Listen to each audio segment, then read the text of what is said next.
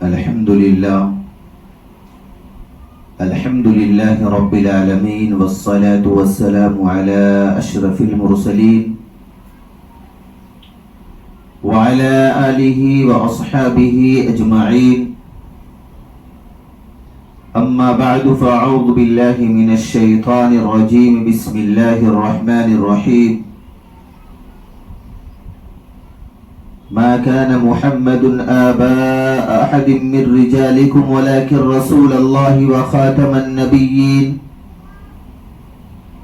وقال الله سبحانه وتعالى في الكلام المجيد والفرقان الحميد: وتوكل على الله وكفى بالله وكيلا. صدق الله المولانا العظيم وصدق رسوله النبي الأمين المتين الكريم، ونحن على ذلك لمن الشاهدين والشاكرين والحمد لله رب العالمين.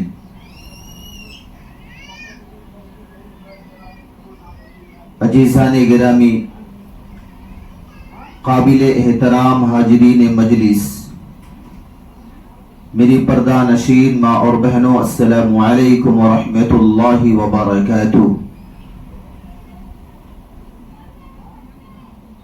عزیزان گرامی، کسی شاعر نے کیا خوب کہا ہے: خودی کو کر بلند اتنا کہ ہر تقدیر سے پہلے، خودی کو کر بلند اتنا کہ ہر تقدیر سے پہلے، خدا بندے سے خود پوچھے بتا تیری رضا کیا ہے. عزیزان گرامی، اللہ جل جلالہ و منوالہ کا بے انتہا فضل ہوا، اس کا کرم ہوا کہ اس نے بن مانگے ہمیں ایسے نبی کا امتی بنایا، ایسے پیارے نبی کا امتی بنایا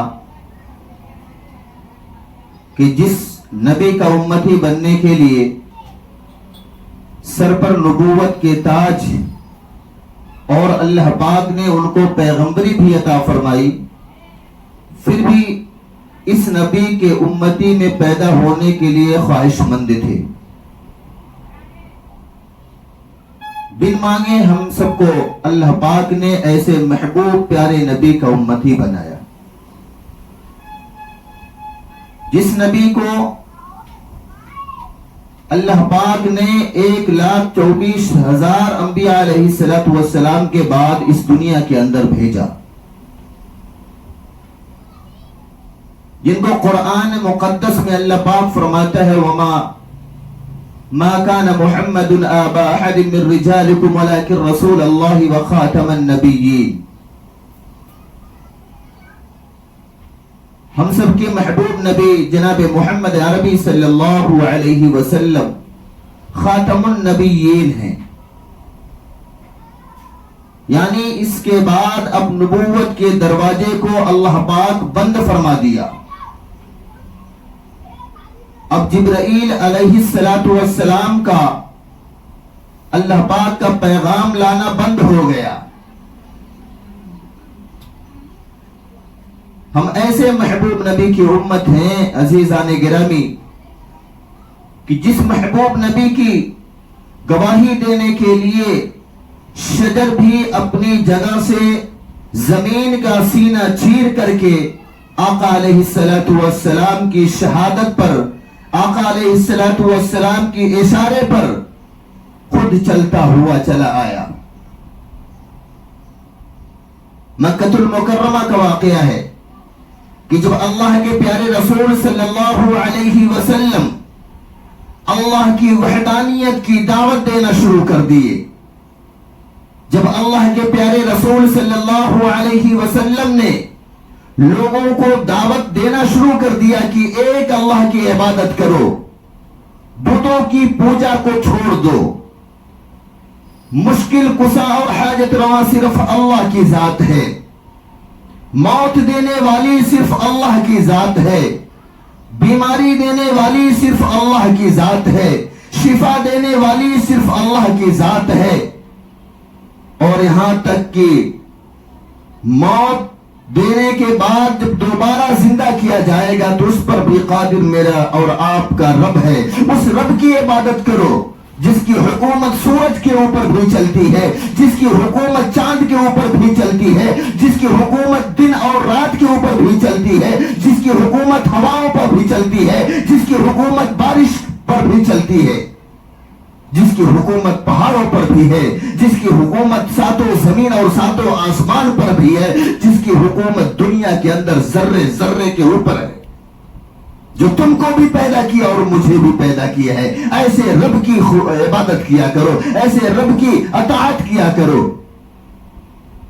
جب اللہ کے پیارے رسول صلی اللہ علیہ وسلم نے فرمایا میرے پاس جبریل امین آتے ہیں اور رب تعالی شانہ کا قرآن مقدس جیسی عظیم الشان کتاب کو لاتے ہیں اور میں اللہ کا نبی ہوں، اللہ کا رسول ہوں، تو مکہ والوں نے آقا مدنی جناب محمد عربی صلی اللہ علیہ وسلم کو جادوگر کہنا شروع کر دیا، نجومی کہنا شروع کر دیا، شاعر کہنا شروع کر دیا، کاہن کہنا شروع کر دیا، مجنون کہنا شروع کر دیا، یہاں تک کہ مکہ کے ظالم مشرک کہتے تھے آقا علیہ السلام کے اوپر نعوذ باللہ جادو کا اثر ہے، ان کے اوپر جنات کا اثر ہے۔ لیکن اللہ کے پیارے محبوب ہم سب کے نبی حضرت محمد صلی اللہ علیہ وسلم نے فرمایا کہ قرآن شاہد ہے، اللہ پاک قرآن میں کہتا وَمَا أَرْسَلْنَاكَ إِلَّا رَحْمَةً لِّلْعَالَمِينَ کہ اے میرے محبوب میں نے آپ کو، اے میرے پیغمبر میں نے آپ کو، اے میرے رسول میں نے آپ کو ساری کائنات کے لیے رحمت بنا کر بھیجا ہے۔ آقا علیہ السلام کے اوپر مکہ کے ظالم اور مکہ کے مشرک طرح طرح کی ایذا پہنچا رہے تھے، لیکن کبھی پیارے محبوب جناب محمد عربی صلی اللہ علیہ وسلم نے کسی کو بد دعا نہیں دی۔ مکہ سے تھوڑی دور پر ایک قبیلہ ہے جس قبیلے کا نام تھا بنو عامر نام تھا۔ اس میں ایک آدمی رہا کرتا تھا جو جنات یا شیطانی اور یا کسی کے اوپر جادو کیا گیا ہو وہ کام اس کا کرتا تھا، بڑا مشہور آدمی تھا، بنو عامر کا قبیلے بنو عامر کا بہت مشہور آدمی تھا، لوگ دور دور تک اس کی شہرت تھی کہ یہ جناتوں کو چھوڑاتا ہے، یہ بندش کو توڑتا ہے، یہ کرتب جس کے اوپر کیا جاتا ہے اس کو ختم کر دیتا ہے، بڑا مشہور آدمی تھا۔ مکہ کے لوگ جب آقا علیہ السلام کو مجنون، پاگل، دیوانہ اور ساحر کہتے تھے تو مکہ کے ایک دن سارے کے سارے لوگ بیٹھے، کسی نے کہا کہ یہ مجنون ہے، یہ پاگل ہے، یہ دیوانہ ہے، اس کے اوپر جادو کا اثر ہے، اس کے اوپر جنات کا اثر ہے۔ کسی نے کہا کہ فلاں قبیلے کے اندر، قبیلے بنو عامر کے اندر ایک شخص ہے جو جناتوں کا بہت اچھا علاج کرتا ہے، جو کرتب کا بہت اچھا علاج کرتا ہے، جس کے اوپر جادو سحر ہو جائے اس کا بہت اچھا علاج کرتا ہے، اس کو لے کر آؤ، بلا کر لاؤ اور بولو محمد کا علاج کر دے۔ عزیزان گرامی، لوگ گئے اور اس شخص سے ملے، کہنے لگے بھائی ہمارے مکے کے اندر ایک محمد نامی آدمی ہے، ہم سب کو لگتا ہے اس کے اوپر جن کا اثر ہو گیا ہے، وہ بہکی بہکی باتیں کرتا ہے، ہمارے معبودوں کو کہتا ہے وہ اپنی معبود کو ان کی عبادت کرنا چھوڑ دو، ایک اللہ کی عبادت کرو، وہ کہتا ہے ہمارے پاس جبریل امین آتے ہیں، میں اللہ کا نبی ہوں اور جبریل امین آتے ہیں، اللہ پاک ان کے ذریعے سے قرآن مقدس جیسی عظیم الشان کتاب کو میرے پاس لے کر آتے بھیجتے ہیں، اور وہ جبریل امین لے کر آتے ہیں میرے پاس، وہ کہتا ہے کہ ایک اللہ کی عبادت کرو، بتوں کی پوجا چھوڑ دو، تمہارا مشکل کشا صرف اللہ ہے، آپ کا بگڑی اور ہمارا بگڑی بنانے والا صرف اللہ ہے، عزت دینے والا اللہ ہے، ذلت دینے والا اللہ ہے، موت دینے والا اللہ ہے، زندگی دینے والا اللہ ہے، اور دن اور رات کو بھی پیدا کرنے والا اللہ ہے، یہ ساتوں زمینوں کو پیدا کرنے والا اللہ ہے، ساتوں آسمانوں کو پیدا کرنے والا اللہ ہے۔ اس اللہ کی عبادت کرو جو تم کو پیدا کیا ہے اور ہم کو پیدا کیا ہے۔ معاوضہ طے ہو گیا، ٹھیک ہے ہم چلیں گے، صحیح کر دیں گے۔ لوگوں نے کہا فیس کیا ہے؟ تو اس کی فیس بہت زیادہ تھی۔ مکے والے نے کہا بھائی فیس کیسے ادا کی جائے گی؟ سب لوگوں نے کہا بڑے بڑے چودھری تھے، ہم دے دیں گے، ہم دے دیں گے۔ ایک گٹھری حدیث کی کتابوں میں لکھا ہے کہ اشرفیاں اور وہاں کی جو پیسے تھے باندھ کے رکھا گیا۔ وقت طے ہوا کہ فلاں وقت وہ بندہ آئے گا اور اللہ کے پیارے محبوب جناب محمد عربی صلی اللہ علیہ وسلم کا علاج کرے گا۔ وہ شخص آتا ہے اونٹ کے اوپر سوار ہو کے۔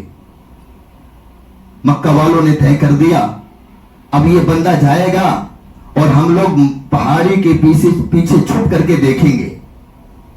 اللہ کے پیارے محبوب ہم سب کے آقا جناب محمد عربی صلی اللہ علیہ وسلم خانہ کعبہ کے پاس بیٹھے ہوئے تھے، اللہ کا ذکر کر رہے تھے۔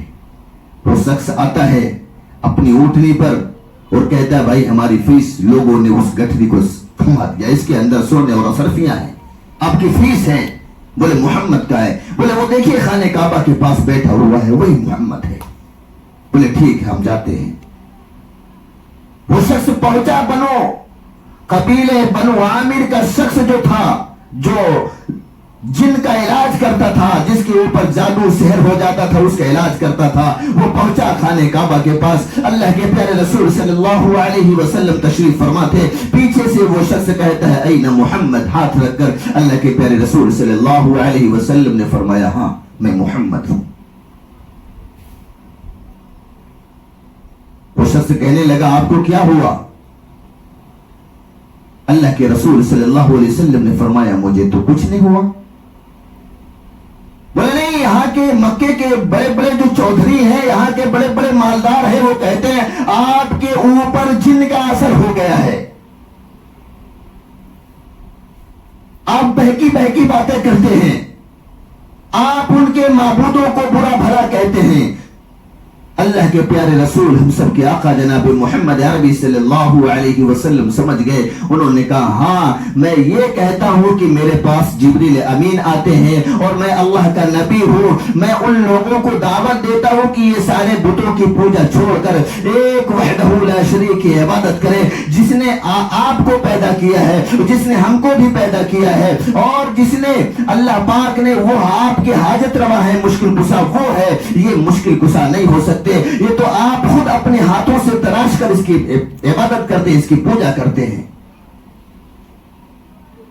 مشکل کشا تو وہ ہے اللہ، حاجت روا وہ ہے اللہ، بگڑی بنانے والا وہ ہے اللہ، روزی دینے والا اللہ ہے۔ میرے پاس جبریل امین آتے ہیں اور اللہ کا کلام لے کر آتے ہیں، میں اللہ کا نبی ہوں، اللہ کا رسول ہوں۔ وہ شخص کہنے لگا ہاں یہی بات ہے بھائی، اس لیے ہم تمہارے پاس علاج کرنے کے لیے تمہارا آئے ہوئے ہیں۔ اللہ کے رسول صلی اللہ علیہ وسلم کی ذات اقدس پر قربان جائیے، اس قبیلے بنو عامر کے شخص کو اپنے ساتھ لیا اور بولے چلو میرے ساتھ۔ جاتے مکے سے باہر چٹیل میدان کے اندر پہنچتے ہیں۔ پیچھے پیچھے وہ قبیلے بنو عامر کا شخص تھا جو آقا مدنی جناب محمد عربی صلی اللہ علیہ وسلم کا علاج کرنے آیا تھا، اور آقا علیہ الصلوۃ والسلام آگے آگے چل رہے۔ اس میدان میں پہنچتے ہیں تو کافی دور ایک پیڑ کھڑا تھا۔ اللہ کے پیارے رسول صلی اللہ علیہ وسلم نے فرمایا اس پیڑ کو آپ بلائیے، اس درخت کو آپ بلائیے۔ وہ قبیلے بنو عامر کا شخص کہنے لگا یہ کیسے ممکن ہو سکتا ہے، میں نہیں بلا سکتا، وہ کیسے آئے گا؟ اللہ کے رسول صلی اللہ علیہ وسلم نے فرمایا ٹھیک ہے تم نہیں بلا سکتے ہو، میں بلاتا ہوں۔ آقا مدنی جناب محمد عربی صلی اللہ علیہ وسلم نے اس درخت کی طرف اشارہ کیا نبوت والی انگلی سے اور کہا کہ وہ درخت تو وہاں سے چل کر اللہ کے حکم سے میرے پاس آ جا۔ اتنا دیکھنا تھا کہ وہ درخت اپنی جگہ سے اٹھتا ہے، زمین کے سینے کو چیرتا ہوا، جس طرح سے حدیث کی کتابوں میں لکھا اونٹ چلتا چلتا آتا ہے، اسی طریقے سے وہ درخت آقا علیہ الصلوۃ والسلام کے سامنے آیا، اور حدیث کی کتابوں میں لکھا ہے کہ وہ درخت اللہ کے پیارے رسول صلی اللہ علیہ وسلم کو سجدہ بھی کیا۔ پھر اللہ کے رسول صلی اللہ علیہ وسلم نے ارشاد فرمایا ہے درخت تو اللہ کے حکم سے کھڑا ہو جا اور اپنی جگہ پر واپس چلا جا. حدیث کی کتابوں میں لکھا وہ درخت سجدے سے اٹھتا ہے کھڑا ہوتا ہے اور پھر اونٹ کی چال چلتا ہوا اپنی جگہ پر جاتا ہے. جس طریقے سے پہلے لگا تھا اس طریقے سے لگ گیا.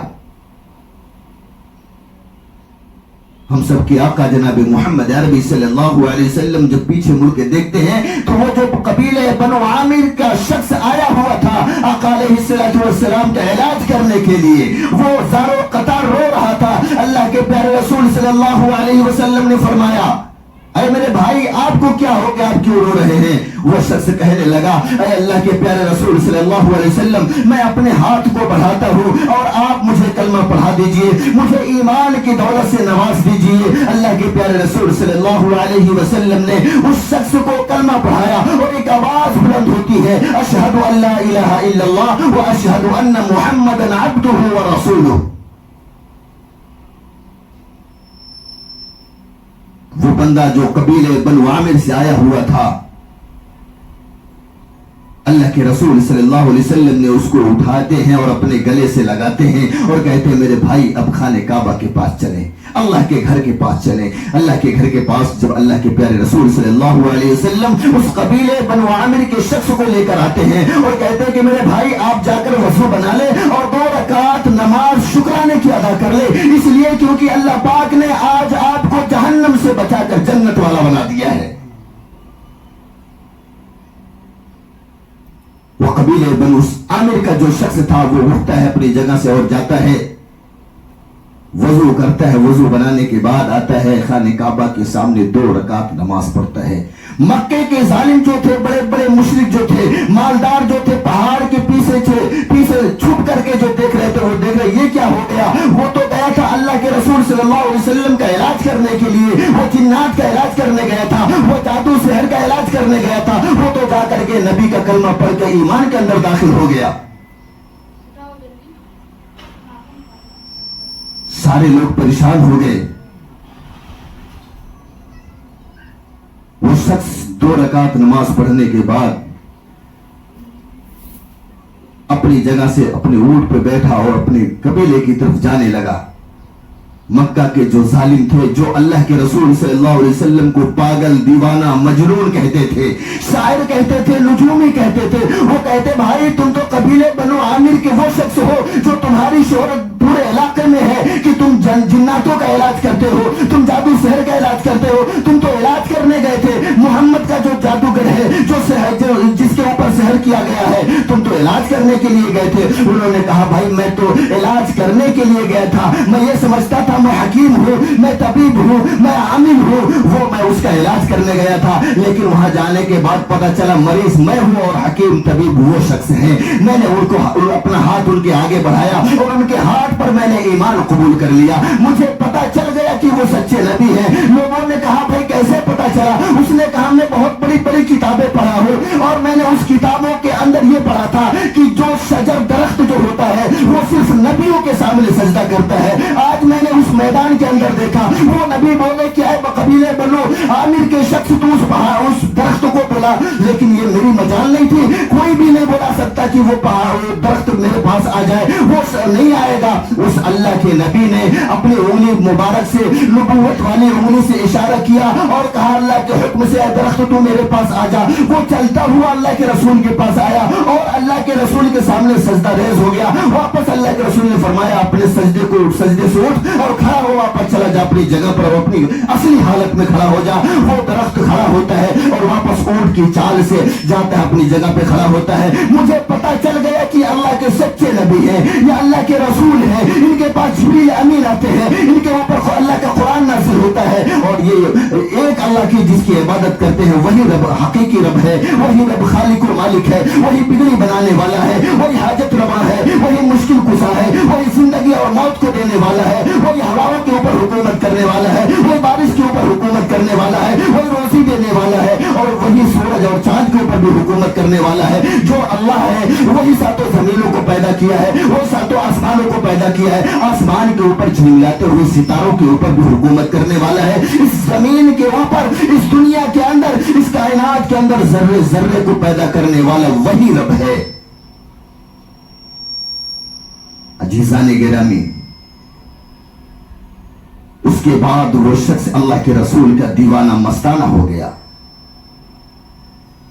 اور ہمارا کیسا عشق ہے اللہ کے رسول صلی اللہ علیہ وسلم سے کہ اللہ کے رسول نے فرمایا نماز میری آنکھوں کی ٹھنڈک ہے، نماز دین کا ستون ہے، نماز مومن کا معراج ہے. اللہ کے رسول صلی اللہ علیہ وسلم جب اس دنیا کے اندر آئے تھے چاروں طرف ظلم عام تھا، چاروں طرف ظلم عام تھا. پڑوسیوں کے حق کیا ہوتے ہم کو نہیں معلوم، بھائی بہنوں کے حق کیا ہوتے ہم کو نہیں معلوم، بیٹیوں کے حق کیا ہوتے نہیں معلوم. یہاں تک کہ اس وقت اتنا ظلم عام تھا کہ بچی اگر پیدا ہوتی تھی تو زندہ دفن کر دیا جاتا تھا. لیکن قربان جائیے آقا مدنی جناب محمد عربی صلی اللہ علیہ وسلم کی ذات اقدس پر کہ جب وہ اس دنیا کے اندر آئے، اس دنیا کے اندر تشریف لائے تو ظلم کا خاتمہ ہو گیا. پہلے یہ تھا کہ اگر باپ کی لڑائی کسی سے ہو جائے تو کئی صدیاں کئی پیڑھیاں گزر جاتی تھی، وصیت پہ وصیت کر کے جاتے تھے کہ تمہارے دادا کی لڑائی، تمہارے باپ کی لڑائی، تمہارے پردادا کی لڑائی اس قبیلے سے ہے، جب تک بدلہ نہیں لینا ٹھنڈ نہیں ہونا. لیکن آقا علیہ الصلوۃ والسلام جب اس دنیا کے اندر تشریف لائے سب ختم ہو گیا. یہاں تک کہ مدینہ جب ہجرت فرما کر گئے تو انصار و مہاجرین کے اندر ایسے رشتے اللہ کے رسول نے بتلا دیے، فرما دیے کہ انہوں نے اپنی زمین و جائیداد کے بھی حصے کر کے دینا شروع کر دیا ایمان والوں کو. مدینہ المنورہ میں اللہ کے رسول صلی اللہ علیہ وسلم اور صحابہ بھی بہت مالدار بھی بہت بڑے بڑے گزرے ہوئے ہیں. ایک صحابی ہے جن کا نام حضرت عثمان غنی رضی اللہ تعالی عنہ ہے. وہ صحابی ایک مرتبہ اللہ کے پیارے رسول صلی اللہ علیہ وسلم کی دعوت کی.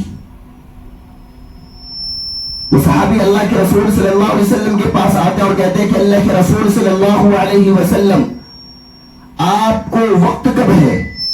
جس وقت آپ کے پاس ٹائم ہو، وقت ہو، میں آپ کو دعوت دینا چاہتا ہوں اور آپ جتنے صحابہ کو اپنے ساتھ لانا چاہتے ہیں لے کر آئے. وقت متعین ہو گیا. حضرت عثمان غنی رضی اللہ تعالیٰ عنہ نے فرمایا اللہ کے رسول صلی اللہ علیہ وسلم آپ جب آئیں گے خود سے نہیں آئیں گے، یہ عثمان آپ کو لینے بھی آئے گا اور واپس آپ کو چھوڑنے بھی آئے گا، آپ خود سے نہیں آئیں گے. وقت متعین ہو گیا، کھانا تیار ہے حضرت عثمان غنی رضی اللہ تعالیٰ عنہ کے گھر پر. حضرت عثمان غنی رضی اللہ تعالیٰ عنہ اللہ کے رسول صلی اللہ علیہ وسلم کے پاس آتے ہیں. آقا مدنی جناب محمد عربی صلی اللہ علیہ وسلم حجر مبارکہ کے اندر ہے. حجر مبارکہ سے جب نکلتے ہیں صحابہ اکرام ساتھ میں ہیں. حضرت ابو بکر صدیق رضی اللہ تعالیٰ عنہ ہیں، حضرت عمر فاروق رضی اللہ تعالیٰ عنہ ہیں، حضرت علی کرم اللہ وجہہ رضی اللہ تعالیٰ عنہ ہیں. اور تقریباً حدیث کی کتابوں میں لکھا ہے کہ 50 سے 60 صحابہ ساتھ میں ہیں. اللہ کے رسول صلی اللہ علیہ وسلم کے پیچھے حضرت عثمان غنی رضی اللہ تعالیٰ عنہ اللہ کے پیارے رسول صلی اللہ علیہ وسلم چل رہے ہیں اور پیچھے سے حضرت عثمان غنی رضی اللہ تعالیٰ عنہ اللہ کے رسول صلی اللہ علیہ وسلم کے قدم مبارک کو گن رہے ہیں. 1 2 3 4 5 6 7 8 9 10 جتنے قدم اللہ کے رسول صلی اللہ علیہ وسلم اپنے حجر مبارکہ سے حضرت عثمان غنی رضی اللہ تعالیٰ عنہ کے گھر تک گئے ہیں، جتنے قدم اٹھائے اور رکھے ہیں ہر قدم کو حضرت عثمان غنی رضی اللہ تعالیٰ عنہ گن رہے تھے. لوگوں میں ایک نئی بات دکھائی دی کہ حضرت عثمان غنی رضی اللہ تعالیٰ عنہ اللہ کے پیارے رسول صلی اللہ علیہ وسلم کے قدم مبارک کو گن رہے ہیں. 1 2 3 4 جب سے وہ حجر مبارکہ سے نکلے ہیں اور حضرت عثمان غنی رضی اللہ تعالیٰ عنہ کے گھر پر پہنچے ہیں ہر قدم کو حضرت عثمان غنی رضی اللہ تعالیٰ عنہ نے گنا. دسترخوان لگا، کھانے تناول فرمائے، کھانے سے فارغ ہونے کے بعد پھر واپس حضرت عثمان غنی رضی اللہ تعالیٰ عنہ نے اللہ کے پیارے رسول صلی اللہ علیہ وسلم کو اپنے گھر سے اور اللہ کے رسول صلی اللہ علیہ وسلم کے حجر مبارکہ تک لا کر چھوڑ کے گئے. گھر سے جب نکلے ہیں پھر واپس وہی چیز کاؤنٹنگ کرنا, ہر قدم کو گننا, ہر قدم کو گننا. سارے صحابہ پریشان. حجر مبارکہ میں اللہ کے رسول جب واپس پہنچتے ہیں تو اللہ کے رسول نے فرمایا, اے عثمان تم میرے قدم کو کیوں گن رہے تھے؟ حضرت عثمان غنی رضی اللہ تعالیٰ عنہ نے بڑا پیارا جواب دیا. بولے اللہ کے پیارے رسول صلی اللہ علیہ وسلم, میرے ماں باپ آپ پر قربان, میں آپ کے قدم مبارک کو اس لیے گن رہا تھا کہ آپ اپنے حجر مبارکہ سے عثمان کے گھر تک پہنچیں گے اور عثمان کے گھر سے جتنے قدم آپ کے مبارک حجر مبارکہ تک ہوں گے اتنے غلام کو آج یہ عثمان آزاد کرے گا. اللہ کے رسول صلی اللہ علیہ وسلم بڑے خوش ہو گئے. اور صحابہ کے ساتھ کون کون تھے؟ حضرت ابو بکر صدیق رضی اللہ تعالیٰ عنہ, حضرت عمر فاروق رضی اللہ تعالیٰ عنہ اور حضرت علی کرم اللہ وجہہ رضی اللہ تعالیٰ عنہ داماد خدا جو ہیں, اللہ کے رسول صلی اللہ علیہ وسلم کے داماد جو ہیں حضرت فاطمہ کے شوہر. وہ جب اپنے گھر پہ جاتے ہیں تو ان کے چہرے پر ایک اداسی تھی, چہرہ مرجھایا ہوا تھا. حضرت فاطمہ نے پوچھا, میرے شوہر علی, آپ کے چہرے کی رنگت بتا رہی ہے کہ آپ غمزدہ ہیں, آپ پریشان ہیں, کیا وجہ ہے؟ داماد رسول صلی اللہ علیہ وسلم نے فرمایا کہ اے فاطمہ, آج ہم لوگ دعوت پر گئے تھے, بہت بڑی دعوت تھی, بہت زیادہ صحابہ کرام اللہ کے رسول کے ساتھ میں اس دعوت میں شریک تھے. فاطمہ نے کہا کہ تب تو بڑی اچھی بات ہے, لیکن یہ چہرے کی رنگت, یہ اداسی, یہ مایوسی, یہ آخر اس کی وجہ کیا ہے؟ انہوں نے کہا کہ اے فاطمہ, آج ہم لوگ دعوت پر گئے تھے اور عثمان غنی کی ادھر دعوت پر گئے تھے. عثمان غنی نے بہت بڑی دعوت کی ہے. تو بولے بہت اچھی بات ہے. بولے ہم بھی چاہتے ہیں کہ اتنی بڑی دعوت ہم کب کریں گے, اس کے لیے میں مایوس ہوں, کیونکہ ہمارے گھر میں تو ایک ٹائم کھانے کو ہے, شام کا پتہ ہی نہیں. حضرت فاطمہ نے کہا, ارے پریشان ہونے کی ضرورت کیا ہے, آپ بھی جائیں, اللہ کے رسول صلی اللہ علیہ وسلم سے کہہ دیں کہ آپ کی دعوت ہے, آپ کا وقت کب ہے آپ کے پاس؟ حضرت علی کہنے لگے کہ اے فاطمہ پاگل ہو گئی ہو, ہمارے گھر میں تو کچھ نہیں ہے, ابھی کا ہے نہیں, شام کا پتہ نہیں, اور اللہ کے رسول کو دعوت دے دے, ہمارے پاس تو کچھ ہے نہیں. عثمان تو مالدار آدمی تھا. حضرت فاطمہ کا بڑا پیارا جواب حضرت علی نے کو دیا. حضرت فاطمہ نے کہا کہ اے علی, جو اللہ عثمان کا ہے وہی اللہ علی اور فاطمہ کا بھی ہے. جب حضرت عثمان کھلا سکتے ہیں تو علی اور فاطمہ کیوں نہیں دعوت کر سکتے؟ جائیے آپ اور اللہ کے رسول کو دعوت دے کر آئیے. جب یہ جواب سنے تو حضرت علی نے فوراً اپنی جگہ سے کھڑے ہوتے اور پہنچ جاتے حجر مبارکہ پہ اور کہتے ہیں کہ اللہ کے رسول صلی اللہ علیہ وسلم, میری طرف سے آپ کو دعوت ہے اور آپ کا دل جتنا صحابہ کو لانا چاہے لے کر آ سکتے ہیں. اللہ کے رسول نے فرمایا ٹھیک ہے, کل کی تاریخ متعین کر لی جائے. اب حضرت علی پریشان کی کل ہی کر دی, میں تو سمجھا 2-4 دن آگے پیچھے ہوگا تو میں انتظام کروں گا. وہ بھاگتے ہوئے حضرت فاطمہ کے پاس پہنچتے ہیں اور کہتے ہیں کہ حضرت فاطمہ, اے فاطمہ میری بیوی فاطمہ, اللہ کے رسول کو میں نے دعوت دی اور اللہ کے رسول نے کل ہی کا ٹائم دے دیا, اب کیا کریں گے؟ اپنے پاس تو کچھ بھی نہیں ہے, شام میں کھانے کے لیے آدھی روٹی بھی نہیں ہے, اور اللہ کے رسول کو میں نے دعوت دے کر آیا اور کہا آپ کا دل جتنا چاہے صحابہ کو لے کے آ جانا. اللہ کے رسول نے کل کی تاریخ دے دی. حضرت فاطمہ نے کہا ٹھیک ہے کوئی بات نہیں, اپنے پاس بڑی بڑی ہانڈی دیگچی ہے اس کو رکھو اور نیچے سے آگ جلاؤ, اس ہانڈی کے اندر پانی ڈال دو اور اوپر سے بند کر دو. جو عثمان کا رب ہے وہی رب علی اور فاطمہ کا بھی ہے. وہ رب مایوس نہیں ہونے دے گا، میں تو نبی کی بیٹی ہوں۔ حضرت علی رضی اللہ تعالیٰ عنہ بڑے بڑے ڈیگ رکھے اور اس کے اندر پانی ڈالا، اوپر سے ڈھکن کو لگا دیا۔ عصر کی نماز کا وقت ہوا، حضرت علی گئے نماز پڑھنے کے لیے، بے چین۔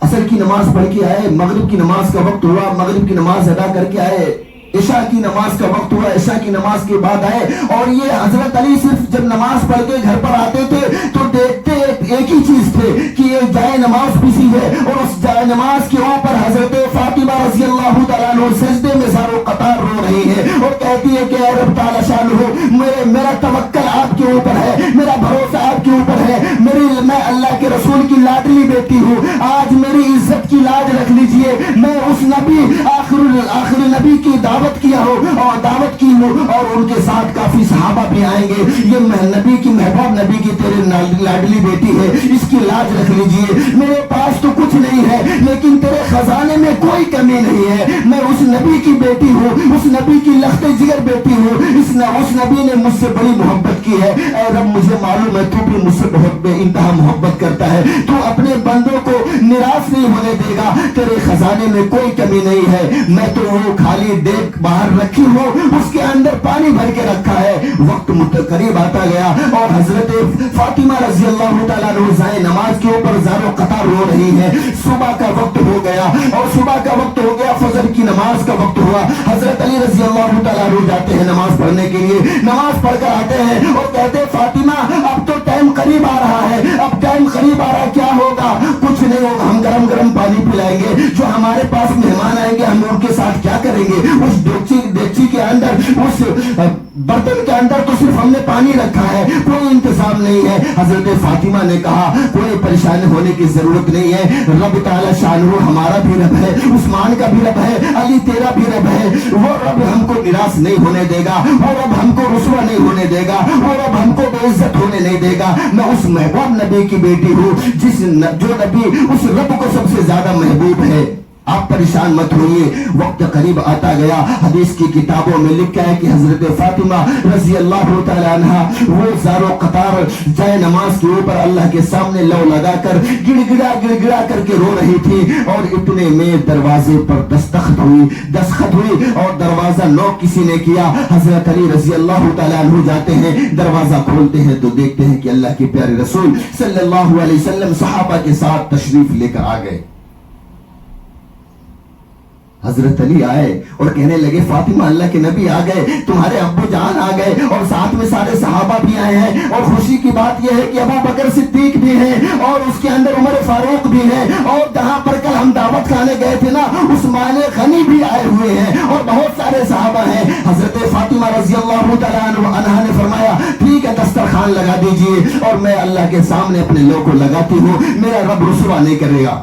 دسترخوان لگا، سارے صحابہ بیٹھے ہوئے ہیں، حضرت علی پریشان ہیں، بے چین ہیں، ان کے اندر گھبراہٹ ہو رہی ہے کہ اب کیا ہوگا، کیا کھلائیں گے؟ اس ہانڈی کے اندر تو ہم نے پانی رکھا ہے، اور ادھر حضرت فاطمہ جائے نماز کے اوپر تڑپ تڑپ کر اللہ سے مانگ رہی ہیں کہ میرا رب تو وہ رب ہے جو ہر چیز پر قادر ہے، تو ہر ناممکن کو ممکن کرنے والا ہے، میرا توکل تیری ذات پر پورا ہے، میں تیرے محبوب نبی کی بیٹی ہوں، میں تیرے محبوب نبی کی لخت جگر نور نظر بیٹی ہوں، تو مجھے نراش نہیں ہونے دے گا، تو مجھے رسوا نہیں ہونے دے گا۔ مجھے معلوم ہے میں نے آج تک رب تعالیٰ شانہ میں نے تم سے پیسے نہیں مانگے، میں نے کوئی چیز کی فرمائش نہیں کی، لیکن آج اس محبوب نبی کی بیٹی کی لاج رکھ لینا، آج اس کے گھر پر مہمان آئے ہوئے ہیں، ان کو رسوا ہونے سے بچا لینا۔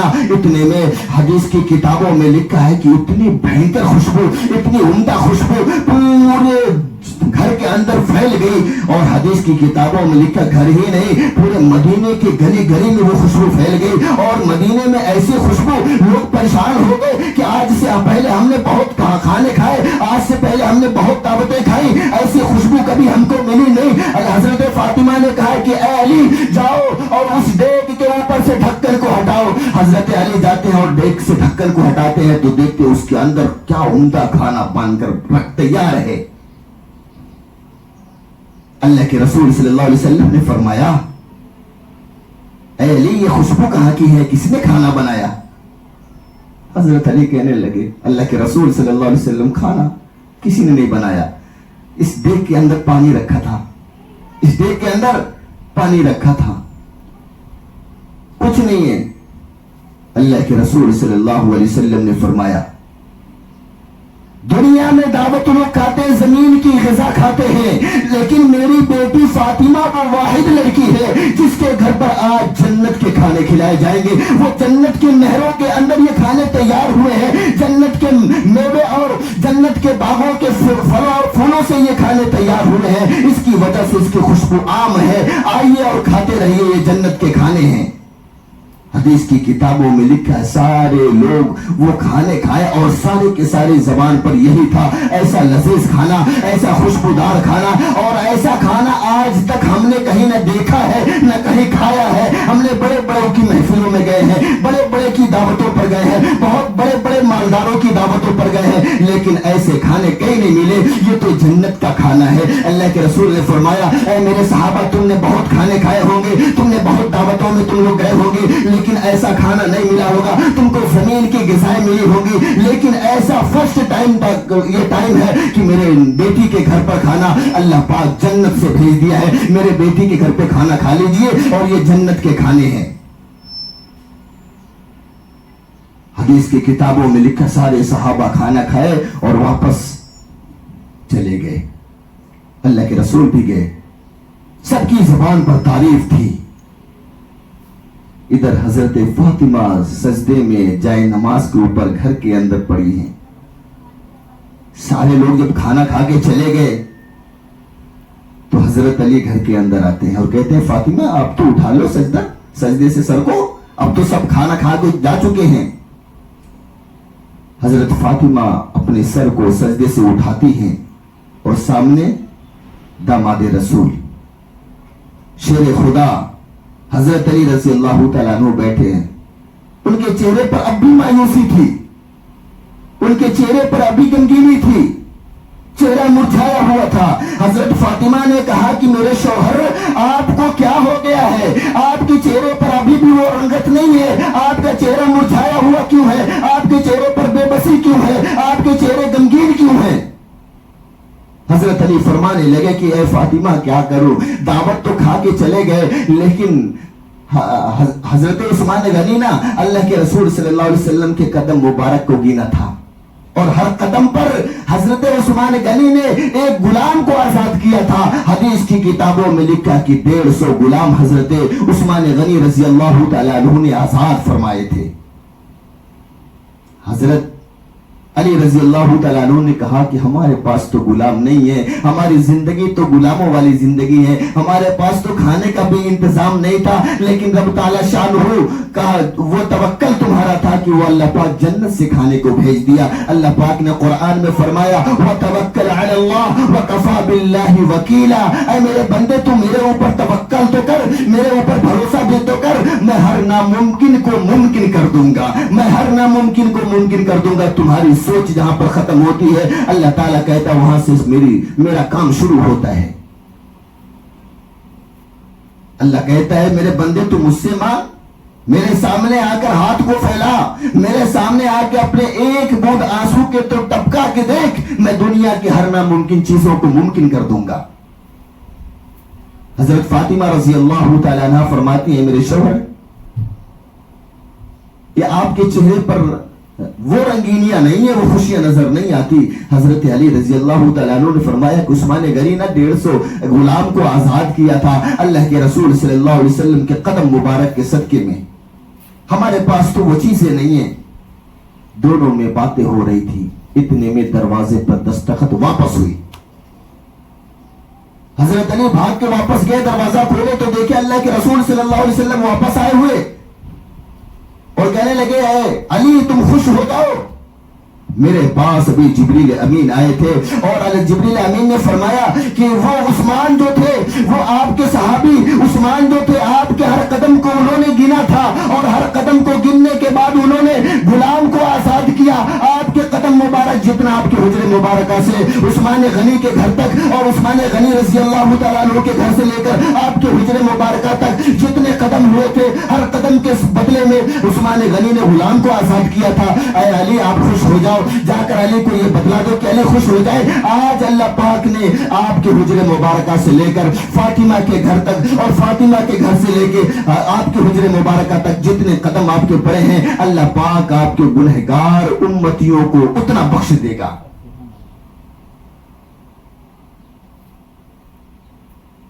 اے علی تمہارے پاس غلام نہیں آزاد کرنے کے لیے، اللہ پاک میرے گنہگار امتیوں کو اتنا بخشے گا جتنا میرا قدم مبارک آپ کے گھر تک اور آپ کے گھر سے لے کے میرے حجر مبارکہ تک تھا۔ ایسا ذوق اور شوق، ایسی محبت رکھنے والے صحابہ کرام، اللہ کے رسول صلی اللہ علیہ وسلم سے اتنا عشق کرنے والے کہ ایک مرتبہ بھی کلمہ پڑھ لے تو اپنی گردن پیش کر دیتے تھے۔ ہم تو بچپن سے لے کے جوانی تک اور جوانی سے بڑھاپے تک اللہ کے رسول صلی اللہ علیہ وسلم کا کلمہ پڑھتے ہیں اور اسی رب کی عبادت کرتے ہیں، اسی رب سے منتیں مانگتے ہیں، لیکن ہماری وہ رب پوری نہیں کرتا۔ اس کی وجہ کیا ہے؟ اس کی وجہ یہ ہے کہ ہم نے نبی پاک صلی اللہ علیہ وسلم کے طریقے کو چھوڑ بیٹھے ہیں، نبی صلی اللہ علیہ وسلم کے حکموں کو چھوڑ بیٹھے ہیں، اس لیے آج ہم پریشان ہیں، گھریلو اعتبار سے، سوسائٹی اعتبار سے، گاؤں کے اعتبار سے، محلے کے اعتبار سے، کاروبار کے اعتبار سے۔ خدا کی قسم رب تعالی شانہ کی حدیث قدسی ہے، اسمع یسمع لک، کہ اے میرے بندے تو میرا ہو جا میں تیرا ہو جاؤں گا، اے میرے بندے تو میرے سامنے آ جا میں پوری دنیا تیرے سامنے لا کے کر دوں گا، اے میرے بندے تو میرے سامنے جھک جا، پوری دنیا کو تیرے سامنے نہیں جھکایا تو مجھے رب نہیں کہنا۔ اللہ پاک ہم سب لوگوں کو کہنے سننے سے زیادہ عمل کی توفیق نصیب فرمائے۔ اللہ پاک ہم سب لوگوں کو اپنے پیارے محبوب جناب محمد عربی صلی اللہ علیہ وسلم سے سچی پکی محبت کرنے والا بنائے، عاشق رسول بنائے۔ اللہ پاک اپنی اور اپنے پیارے حبیب جناب محمد عربی صلی اللہ علیہ وسلم کے طریقے پر چلنے کی توفیق نصیب فرمائے۔ وما علینا الا البلاغ، جن حضرات نے سنت نہ پڑھی سنت سے فارغ ہو جائے۔